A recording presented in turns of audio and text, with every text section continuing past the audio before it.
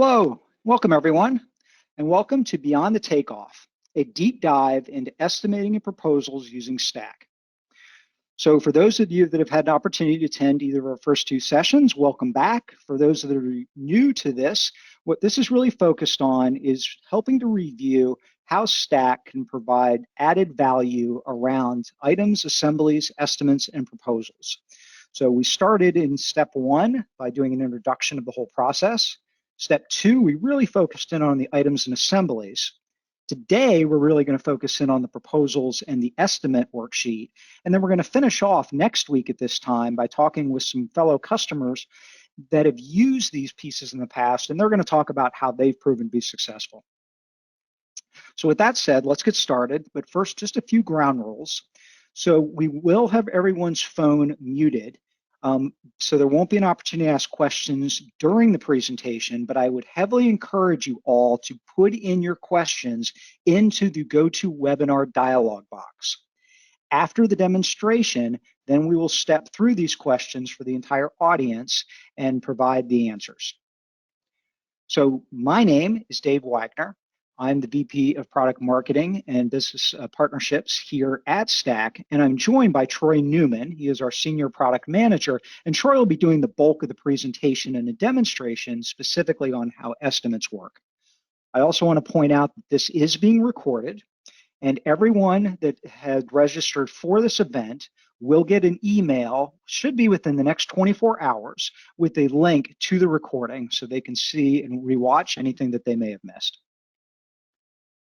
So with that all said, let's get started. And Troy, I'm going to change presenter and make the floor and give you presenting rights. So the floor is yours.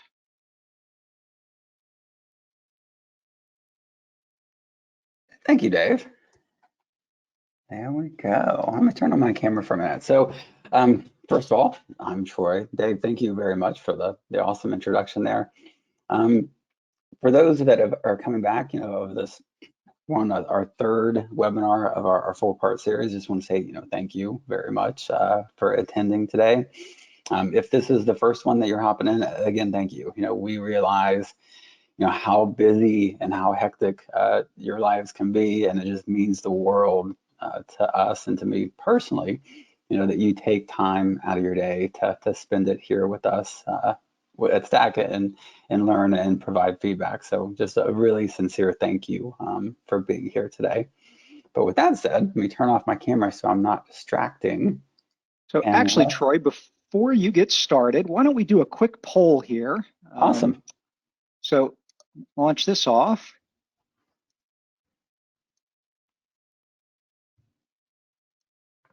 Do you need the screen back for that, Dave? No, it should be okay. Right.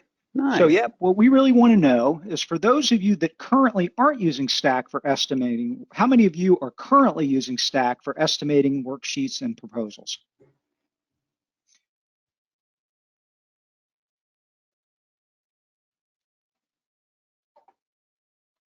Guys are doing great. About 2/3 of you have voted. Let's give it a few more seconds here. We're up to about 3/4.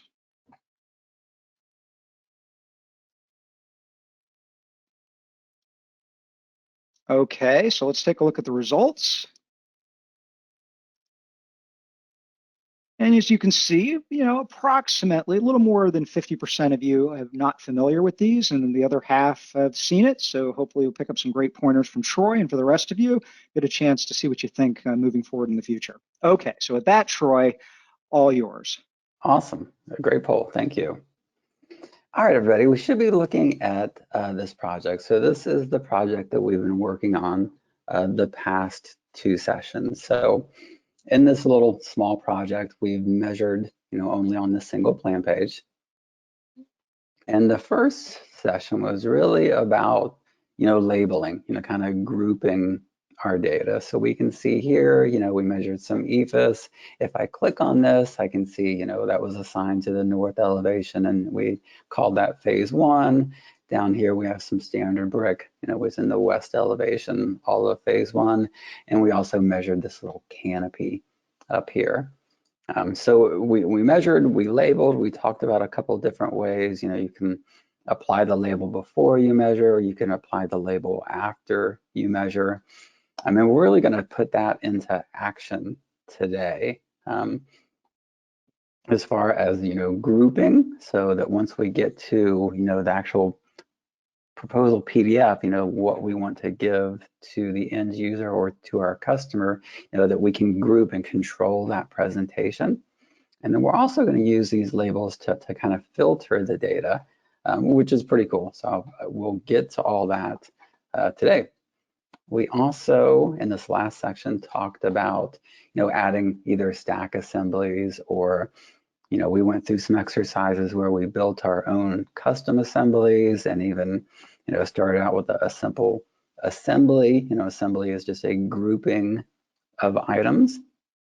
And then we added some complexity or some different layers onto that assembly just so you could see mathematically, all the different things and the power behind assembly. So we're really going to roll all of that up, everything that we did for the first and second webinars, and it all is going to kind of accumulate in today where we get to use what we've done in this estimate section. And this is really going to be the majority of what I spend my time on today in the session. So if we click on the estimates tab, here is a quick, like a 2-minute, just kind of intro video. Again, the estimate tab, we released this of June of last year, so that we've not even, had this a year yet. We've made several incremental improvements to the product, but this is still fairly new to us. Not new to us, but the software section is new, and continues to grow. So that's the really exciting part here. Now, when you click on the estimates tab for the first time, you'll see that we offer 2 different types of estimates. Okay, so we realize, not everyone has the same workflow. We didn't want to just, here's your one stack estimate that you need to prepare. We wanted to offer some flexibility. So we actually offer 2 different estimates. So we're going to be going through, each of these in detail and the differences between those. Okay, so we'll do a complete unit cost estimate. Once we go through the material and labor estimate, I'll show you some of the things that we've done to kind of speed up the process, kind of like some different templating concepts. And then after we get through both of these, we'll come back and actually do some filtering of the data of that. Okay, so you're probably wondering, okay, what is a unit cost estimate and what is a material and labor estimate? So to explain this, let's go back to our takeoff list. Okay, so in our list, we have 3 different takeoffs. We have our canopy, which is this small section right here that we measured. We measured some EFS and we measured some standard brick. Okay, so in the estimate world, a unit cost, you can really kind of think of that as your takeoff, your takeoff level estimate. Okay, so we call it unit cost because it's going to be where we can apply in this case, actually they're all square foot in this case, but we're going to be able to apply a price per square foot for each of these different measurements or different takeoffs. But is also, it would be, square foot, linear foot, each cubic yard. So you're applying, in this case, a square foot price to each of those. So, and the estimate, think of the unit cost as more of a takeoff level. Okay, a lot of people out there love to estimate this way. They know their cost per foot, and it's a great way to go. The material and labor, okay, this will be a far more detailed estimate. Okay, so what we'll be dealing with this will be the quantities, the material quantities that Stack creates based on our measurements. So it's going to be, the brick and the brick ties and the mortar, so again, far more detailed of an estimate, but you are welcome, to use either one. That's why we have them both here. All right, so let's start first with our unit cost estimate. So when I click it, we're going to see the number of takeoffs in the project, right? So we're going to see these three. So we can expect to see canopy, our EFS, and our standard brick. And that's exactly what we will see. So I'm going to click here, and then that'll take us in. So we're prompted here where we can enter a name for the estimate, or we can go with the default. So in this case, we're just going to go with the default. We're choosing to round the quantities. I'll show you, where that takes place, and then you can choose to round or not round just by turning this toggle on and off. And then a little bit later, we'll come back into filtering. So by default, we're saying yes. I want to include all my data in the estimate. But once we get through this a little ways, we'll come back and I'll show you how we can actually filter the data. So in this case, I'm just going to hit save, and we're good to go. And here are my three takeoffs: my canopy, my EFS, and my standard brick. So just to orient you to the screen, okay, this left panel is going to have like a summary type, okay, with some graphs once we get some data in here. This is also where we can switch between estimates. That'll make more sense in a moment, where we're going to create our proposal. So again, this is more of a creation / switching kind of panel over here. And it's also going to be a summary with some graphs once we get going. Up here to the upper right are kind of our quick, important pieces, as we're building this out. It's going to give us a running project cost, as we start to enter our information. Eventually, it'll show us a selling price once we get to the proposal, and it's going to show us our profit margin for a quick reference. The midsection here is what we call the worksheet. So this is the working area of the screen. For some, if you want like more working area, this little toggle right here, this little caret, I can click that and it's going to hide that left panel. So if you're want to just focus on the worksheet, then that's your sole focus. Just shrink that left panel, and then you can reopen that at any time. Okay, I'm going to leave this open for this webinar just so that you can kind of see how things populate here on the left. If we go down, so we can see our canopy is 129.96 square feet. That is what we measured in the project, and we can see the adjusted quantity is 130. So this is where rounding happens. It takes us from our quantity to our adjusted quantity, and it rounds up to the next whole number. Okay, so you can see 129.96 rounds to 130. 8490.96 rounds to 8491. If you're not a fan of rounding, we can go right here to edit properties. This is going to open the same window that we were just looking at, and we could turn that off. Okay, so we can see, yes, 1296 equals 1296. Again, that's a personal choice. I'm a fan of rounding, so I'm going to turn that back on. And here is where we can enter a waste and a unit cost. So I don't know if this comes through really well in the webinar, but the text here, or the soon-to-be text, is in blue for these. So any blue area here is an editable field. So here we can enter in our waste. So if we want to have a built-in waste factor for our canopy, I can go right here and apply 10%. So you can see, we account for that right here. So we took our measured quantity, added a 10% waste factor, which takes that up to 143, right? We want to ensure that we order, enough materials. We want to ensure that we're not going to kind of short ourselves on the actual estimate, okay? And it's going to take us to a unit cost. So again, this would be our in this case, our per square foot pricing for the canopy. So I can say, hey, we have $3 a square foot, and there we go. You can also, I can click between these. I can also just tab, which I find to be incredibly fast.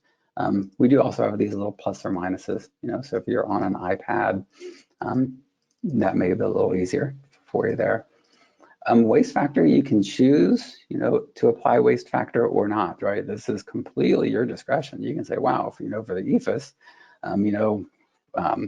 for some reason on just the way the layout of this job, maybe I've got a new crew, I want a higher waste factor where it used to be standard brick. Maybe I want a lower waste factor. Okay, again, this is completely at your discretion. And let's add some more things. So our EFS, we can say that's 275 a square foot. And for our standard brick, we can say that's 575 a square foot.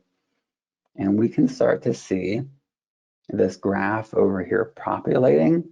And we're also starting to build out our project cost. Okay, so this will be something that we elaborate on as we move further down through the worksheet. But at the moment, I chose to apply waste to my 3 takeoffs and my unit costs. So I'm looking really good. This middle section for our non-measured costs. So this is a very Excel-like experience, and this is for items that you want to account for in your estimate that you're not necessarily going to measure, on a plan page. Say that, for this job that we're going to need to rent a truck. So I can say I want a truck and I'm going to need that truck for 4 days. I can apply a waste if I wanted to, and I can say, that truck is $750 per day. So you're going to see, okay, updates over here on the pie chart. And again, this is where it's starting to show us our different calculations. Now with these non-measured, you can add as many things as you want. So maybe I need some sort of, permit. This is just a one each. Okay, I just need 1 permit, and that permit is $90. So you can continue to add items. Again, this is going to be typically like equipment, or it could be, freight charges, different permits. Really, the sky's the limit. Anything that you're not going to physically measure on a plan page, but you want to include in your estimate. This non-measured cost is the place to do so, okay? And next we come down to overhead. So overhead is just the cost of doing business. So maybe you're paying rent for your building. You're probably paying, car insurance on your vehicles. You're probably paying electricity and different utilities, for your building. So you want to pass that, the cost of doing business, you want to pass that on to your customer. So say maybe I'm going to apply, a 12% overhead, and then that is going to populate over here. Okay, again, you can tweak these numbers. If you're like, ooh, that just feels a little high to me, I can back that off and put a 10%. So you can see, the dollar over here. Okay, so you can tweak all of this. We also have these little handy little question marks here where you can click on to get, some further examples of what these sections do, which is really helpful. So at this point, we have created, the estimate part. So I can see my project cost, $79,141.43. So that's telling me, Troy's company, for me to go build these structures, this is what it's going to cost me. Okay, that is my cost just to build the structure. The proposal will be about markup, right? So we want to achieve, actual selling price, and we want to see our profit margin. And it's also for accounting for tax. So I'll say, yep, my estimate is complete here. I'm going to create a new proposal. This is kind of a long form, so we'll just kind of start at the top and work our way down. So this is where you can enter your logo, okay? So I have my logo here, so you're going to see a couple of different things here. If you do not have your logo in the system yet, you can click Manage, and it's going to take you right to this area. And you can say, yep, I have a new trade name, and then upload that, and then enter your business information. All of everything here that is entered will pre-populate to the actual, paper PDF that we generate, okay, or electronic PDF. So this is where you can add your logo, change your logo, add all of your company information right there. We allow you to have multiple logos. There are some companies out there that, have a concrete side, and then they also have a masonry side, and they may have different logos for that. So you're welcome to, upload your different divisions, per se into here. And then once uploaded, you'll just choose, your division for that particular job. Now there's also a prepared for. So if I'm, sending this to a specific customer or general contract, I can fill out their information here. If I'm just going to blindly send the same proposal to 5 different people, I would not. This is not a mandatory section. I would just leave this all blank, okay? But we'll fill this out. So say our customer is ABC company, and they're in the United States, and they're on 123 Anywhere Drive in Blue Ash, Ohio, and we can put a zip, and we can say, yes, this is going to go to John at abc.com, and John's phone number is this, and there we go. Oops, didn't mean to put the plus there. There we go. This is also where I'm going to enter in my scope of work and my terms and conditions. So I can just type it in here, right? Say, I will do this work, but not this work. Now, granted, you're not gonna, have a scope of work that just says that, but you can just freeform, type into this area. You can copy and paste from a Word document. So if you have different scope of works in a Word document, you can just copy and paste into this area of the software. Soon we'll talk about some templating things. We'll talk about that in the next one. In terms of conditions. So, hey, I'm going to be super simplistic here, 2% down, net 30. But this, this could be, 3 pages of legal jargon, if that's what you use for your terms and conditions. So just know that all your text is here. Again, you can either just type it in, you can copy paste from a Word document. In our next estimate, we'll talk about setting these up as different templates. So we're good, except I spelled company really wrong. So I've got my logo, got my business information, I've got my prepared for, and I've got my scope and my terms and conditions. So good, save and close. So we can see, that our project cost is exactly the same as our selling price. So we've not yet applied any markup to this project, okay? But you'll see we have these blue little section over here for our markup, and then also for our tax, okay? So everything in blue is a new section that we weren't, just looking at. Now markup, you can handle in a couple different ways with Stack. We like to give users lots of flexibility here. So I could just come down here to this, additional markup and apply a number, okay, boom. And that's it. So you can apply, the markup to the entire project, and that may be fine. Okay, you can. Let me take that back down to 0.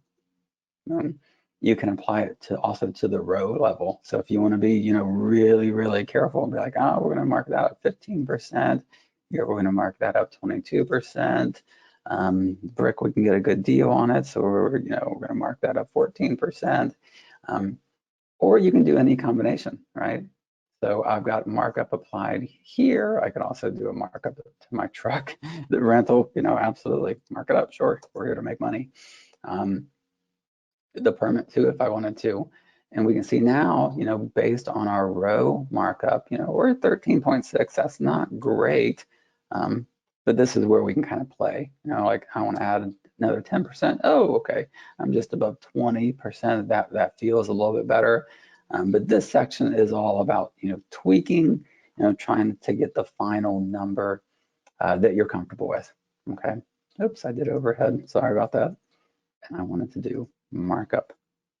There we go. So you can kind of tweak your profit margin with this. So again, you can enter in, markup to the project as a whole.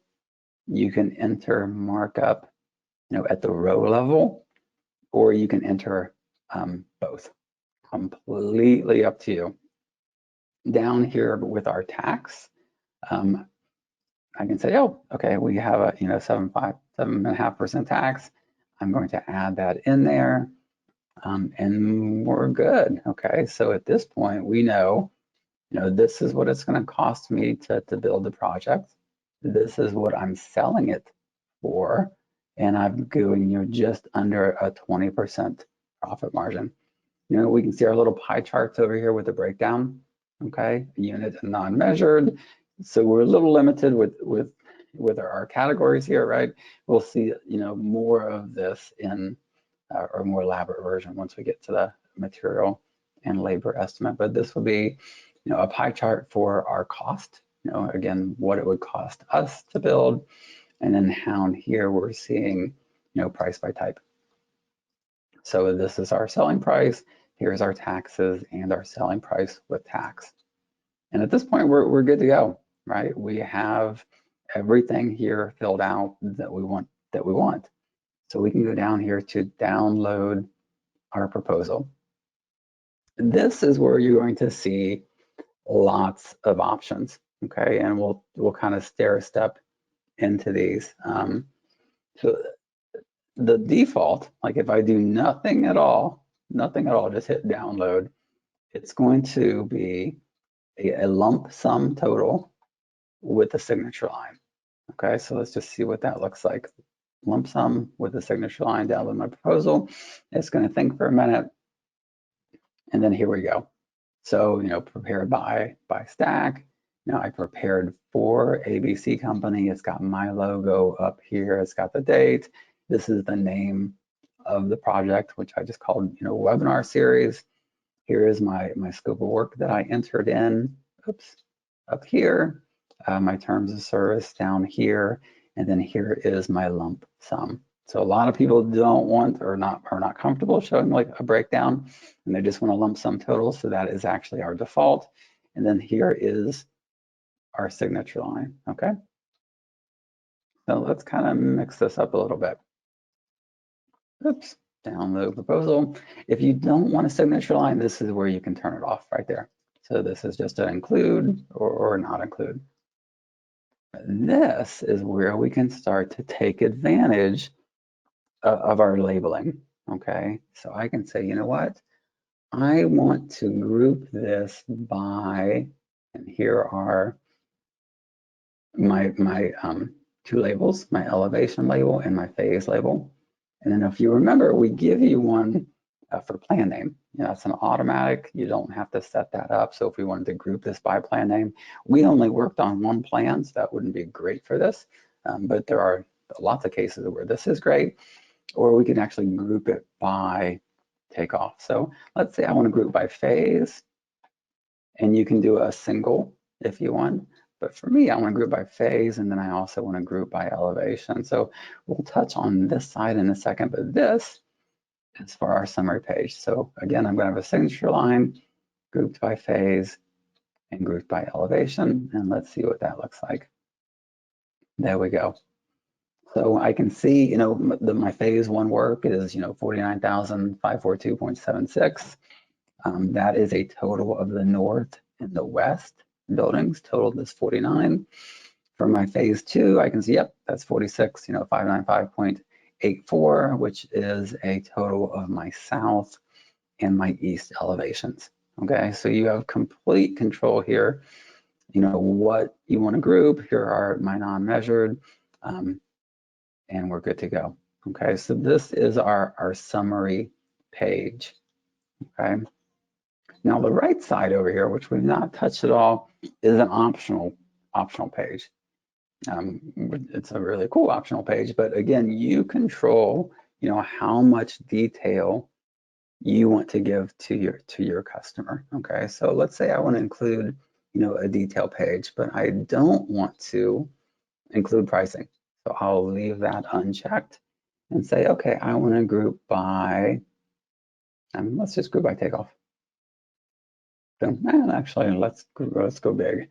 So let's group by phase, and then also by elevation, and then also by takeoff.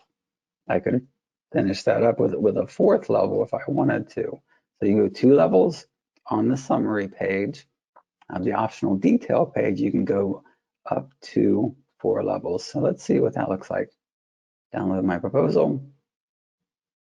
The first page is going to look exactly the same because I didn't make any changes to my selections here. But as I scroll down, this is where we start to see, okay, phase 1, north canopy, boom. And I've got my square foot. So again, this is showing measurement totals because I opted to not show pricing. So again, this is just a line detail and an option. I could take it a step further and be like, yep, I want to include, my prices. So let's download that proposal. And now the second page will have all my pricing and my subtotaling. So very, very cool. Again, it is completely up to you, the level of detail that you want to share with your end user. And at this point, we're good to go. I could download that, I could print it, I could email it, I could do anything I want, with that to get that proposal to my end user, to my customer, to my general contractor. Okay, so that is a unit cost. So next, we're going to look at a material and labor estimate. So the concept here is that you can have multiple estimates per project. Okay, like I could have another unit cost if I wanted to and change the pricing, right?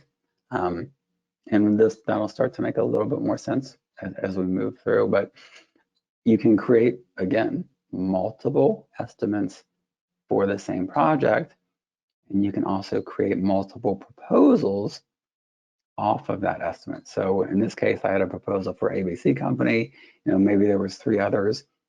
You have the power to do that. You have lots and lots of flexibility here with Stack. Now, the good news is the workflow between these 2 estimates is exactly the same. So it's not that you have to learn how to create, a unit cost estimate and proposal, and then learn a different process for a material and labor estimate and proposal. You're going to find we're going to do the exact same steps, okay? But let's go through them just so that you're comfortable. I'm going to create a new material and labor estimate. Boom. Again, I can give it a name. I'm just going to go with the default rounding here. I'll still come back and show you that. And at this point, we're just going to include all of my data. Save. So I'm not making any changes here, and I'm good. So one thing that you'll notice, right off the bat, is that we don't have any takeoff names here. This is a different world. We're dealing with actual, materials, 5-gallon pails, rolls, boxes, 60-pound sacks, thousands of bricks. So this is, like I said, a far more detailed type estimate, but the workflow is exactly the same. So I have my crew hours up here. So I can cut my mason, my plant. I can add a waste factor if I wanted to labor. This is also the rounding is exactly the same. So see how we're at 420.94. So we're just rounding to 421. Again, if you're not a fan of rounding, edit properties will take us back and you can turn that off right there. But I can say, yes, our crew hour, is 105. And for 3 plasters, we can say that is 85. That's probably like way too low. But I've added in my unit cost. All right, so a couple things about the material and labor estimate that are different, okay? So you can see I've got a couple things with pricing, right? So remember when we built our items last week, I could assign a price to that item, either a custom item that I created myself, or you can apply pricing to a stack item, okay? And the easiest way to do that, honestly, is just run your mouse over this, copy it, go up to items, paste it, let Stack find this item for you, and then apply your pricing. So that way, when you get to this part of the estimate, your unit cost column would already be pre-filled for you, okay? And at this point, you would only be adding waste, okay? So there's a lot of power to that. And again, it's power plus flexibility. So say that my weed polls here I have at 750. Say that for this particular job, I want to override my, my database price, okay, and say that I want that to be 825. You can, and it's not going to go back and affect that. So you can, override project-specific pricing without affecting your database, okay? But the end game, really, where you want to get to with a material and labor is to have pricing entered for all your items. You're going to get to this point. This is going to be populated. Again, you're going to add waste as you see fit, and then you can override any of these prices if need be. Okay, probably a lot of times you just leave them as is. Going to keep on working my way down. Again, non-measured. This is exactly the same. Okay, so we're out of my truck. So we'll do my truck example again. Truck. I think we did that for 4 days, and the unit cost $750 a day. So I can continue to add items. Okay, so see how the workflow, even though the screen looks a little different, I've got a lot more, items and a lot more materials to work with here. The workflow is exactly the same. So as we work through this, let's talk about some things, to speed up the process. So you can see directly across from non-measured costs, I have some different templating concepts, right? So say that you are going to use roughly, the same 4, 5, 10, 12, whatever it is, non-measured costs per project. You can create these as a template. So I can go to Manage Item Sets, and it's going to scroll me to it. Right, here's my non-measured item sets. We're in company settings. So it just kind of zoomed us to this little person icon and took us into company settings. And I can say, we're just going to create one for the webinar here. Here's our webinar example, and add an item set. And then here's where I can start to, add things here per each. Boom. And then I would just continue to add my units. That would be each, anything we like there. Boom. So now we have basically an item set with these two items.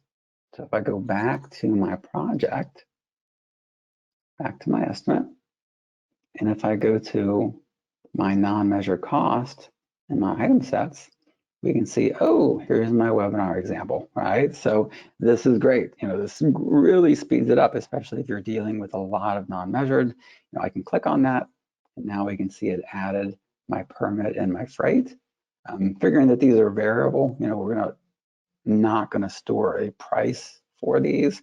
So you're just going to enter a price, but it does pre-fill all of this for this, okay?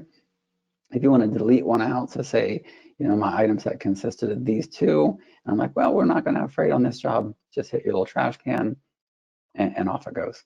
Okay, so again, you have control, but it is a great way, if you're dealing with multiple measured costs, a great way to get that into the estimate. Again, overhead, exactly the same. Boom, and we're good. We have arrived at a project cost.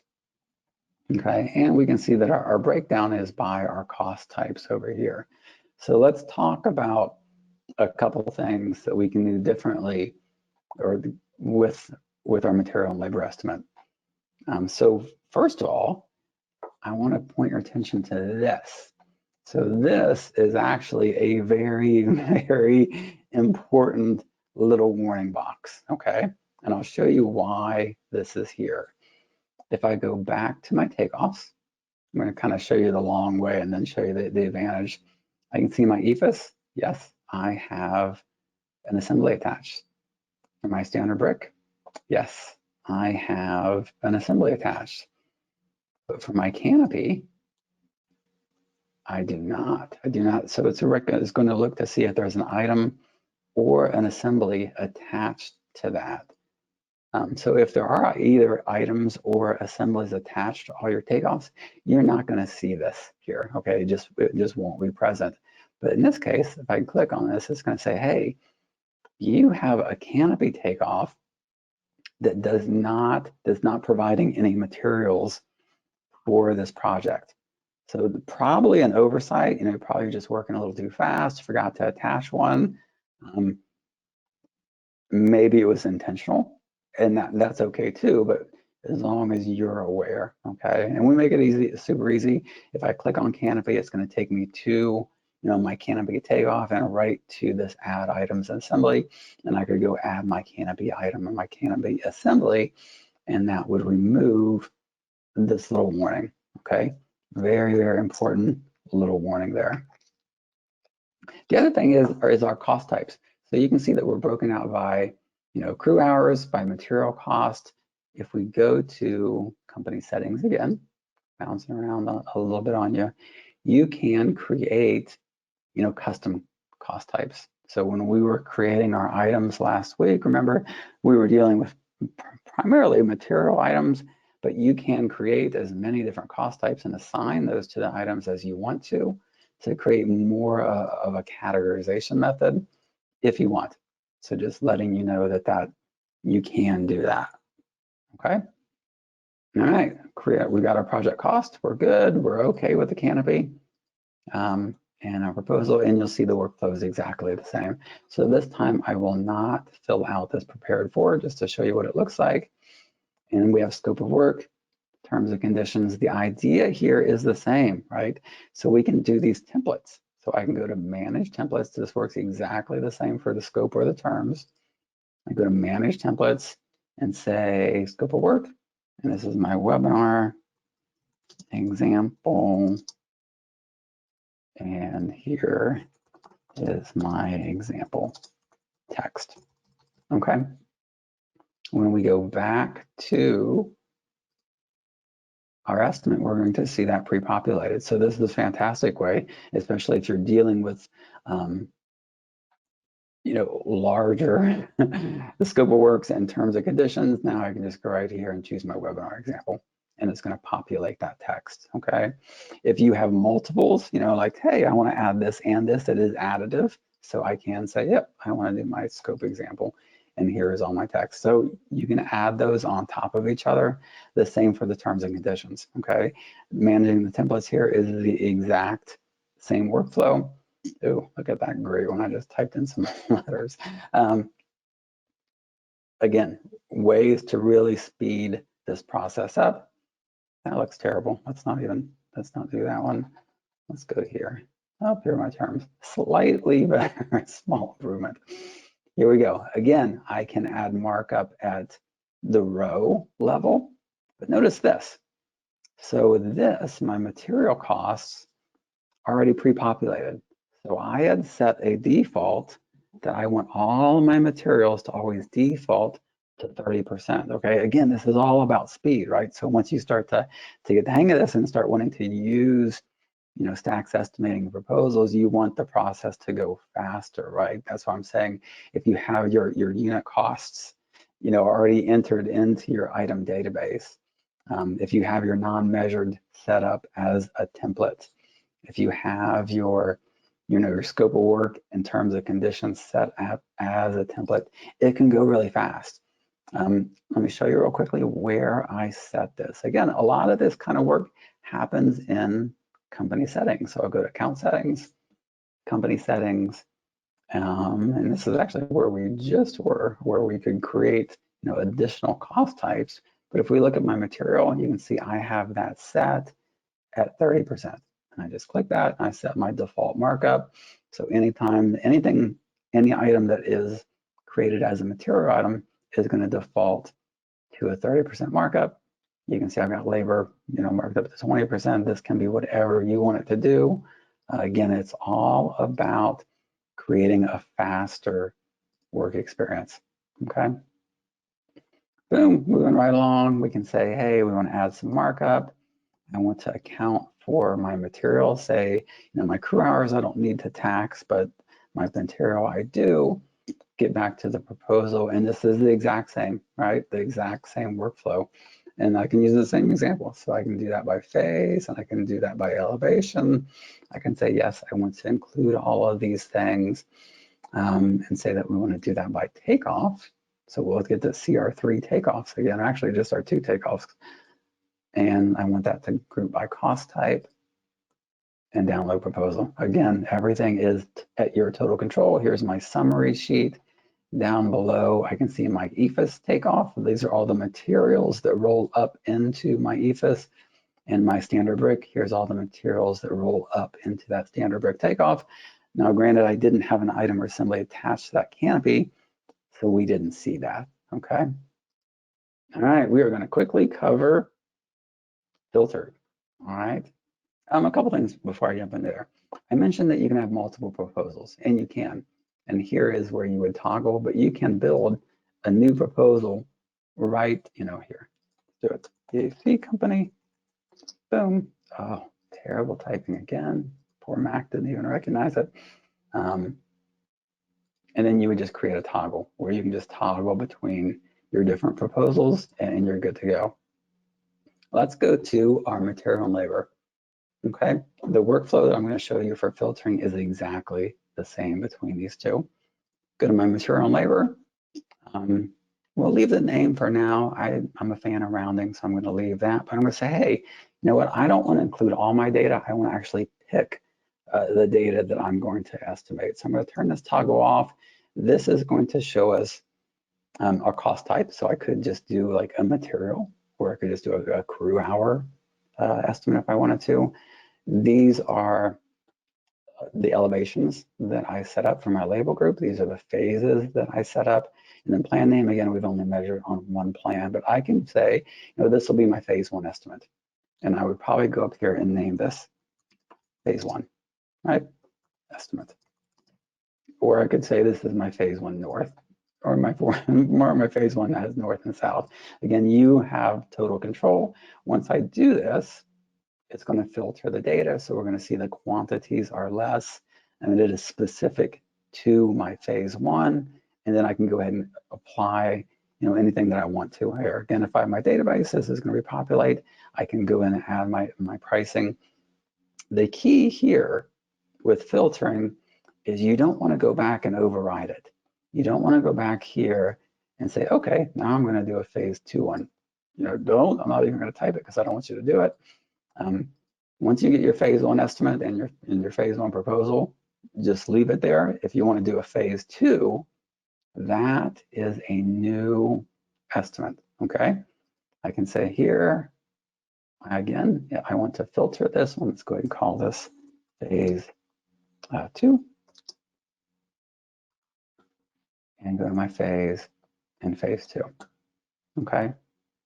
So now in my little drop down, I can see I have my phase 1 estimate, and then my phase 2, it's got this little filter symbol there to show that we are filtering data. But again, the key is you don't want to come back and just override this and then change, because that's really going to override actually everything that you've done. You just want to create a new estimate. Okay, boom. I can say, hey, this is my east elevation.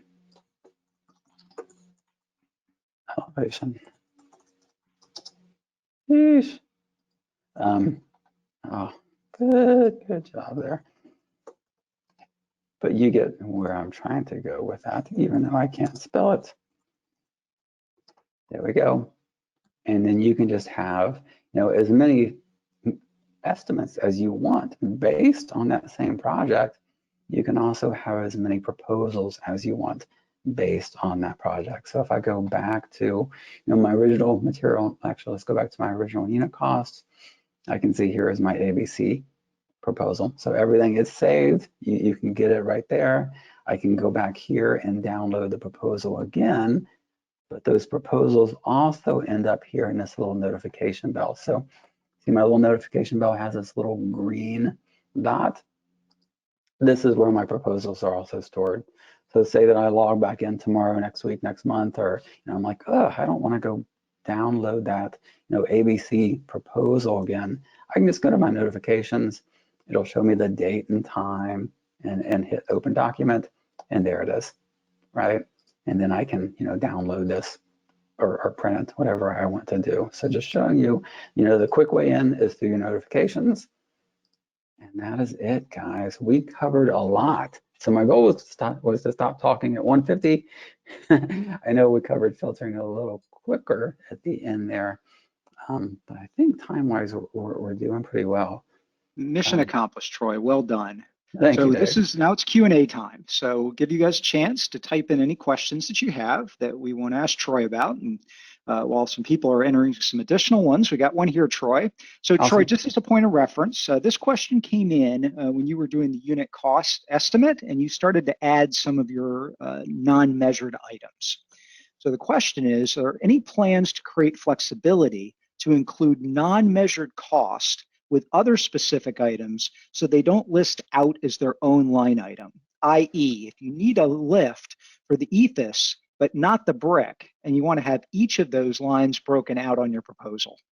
Yes, love the idea, and directionally we're heading that way. It's not going to be this quarter. And it may not even be third quarter of this year, but we are getting there. Okay, where you'll be able to add non-measured to different areas. You'll see the little plus add item where you can associate exactly what you were saying. If I want to associate my permit with the brick, I would be able to do so. I'd be able just to add it here, and it would be indented. If you can kind of picture that. But yes, directionally, that is where we're heading.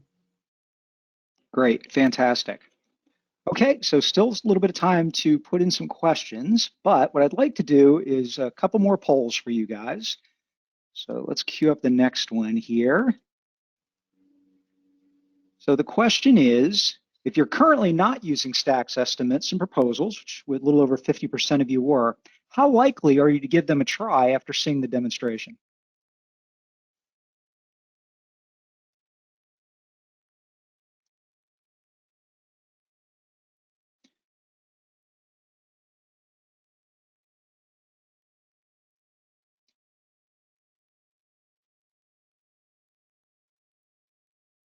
Well, wonderful. Thanks everyone for voting. Let's close this one down and look at the results. As you can see, approximately 87% of you are either absolutely or likely to give it a try, and the other 13% are maybe. So well done, Troy. That was really our goal, was to show you the power that you can do with the estimating proposals and have you guys take advantage of some functionality that you already have at your disposal. Okay, so we have one more poll here for you.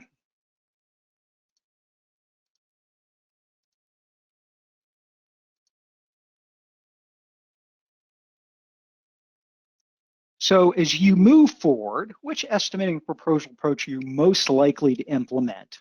Using Stack for both estimating proposals, using Stack for estimating, but using something else to create your proposals, or use an alternative solution for both estimates and proposals?